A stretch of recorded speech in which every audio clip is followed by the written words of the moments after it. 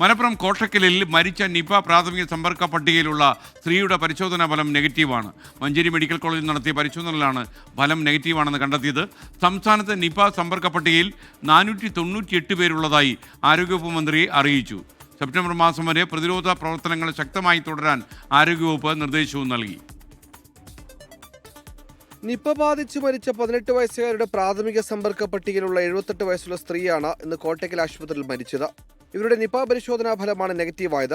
Protocol പാലിക്കാതെ മൃതദേഹം ബന്ധുക്കൾക്ക് വിട്ടുകൊടുത്തതിൽ കോട്ടക്കൽ ആശുപത്രിയുടെ ആരോഗ്യവകുപ്പ് വിശദീകരണം ചോദിക്കും. 498 പേരാണ് സംസ്ഥാനത്ത് നിപ സമ്പർക്ക പട്ടികയിലുള്ളത്. മലപ്പുറത്ത് 203 പേരും, കോഴിക്കോട് 116 പേരും, പാലക്കാട് 177 പേരും, എറണാകുളത്ത് 2 പേരുമാണ് പട്ടികയിലുള്ളത്. മലപ്പുറത്ത് 11 പേർ ചികിത്സയിലുണ്ട്. 2 പേർ ICUവിലാണ്. പാലക്കാട് 3 പേർ ഐസൊലേഷനിൽ ചികിത്സയിൽ തുടരുന്നു. 2 പേരെ ഡിസ്ചാർജ് ചെയ്തു. സംസ്ഥാനത്താകെ 29 പേർ ഹയസ്റ്റ് റിസ്കിലും 116 പേർ ഹൈ റിസ്ക് വിഭാഗത്തിലും നിരീക്ഷണത്തിലുണ്ട്.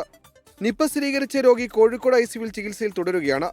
സെപ്റ്റംബർ മാസം വരെ പ്രതിരോധ പ്രവർത്തനങ്ങൾ തുടരും. Pune ICMR bat stream Palakkad എത്തി സാമ്പിളുകൾ ശേഖരിച്ചു. നിപയുടെ ഉറവിടം കണ്ടെത്തുകയാണ് ലക്ഷ്യം.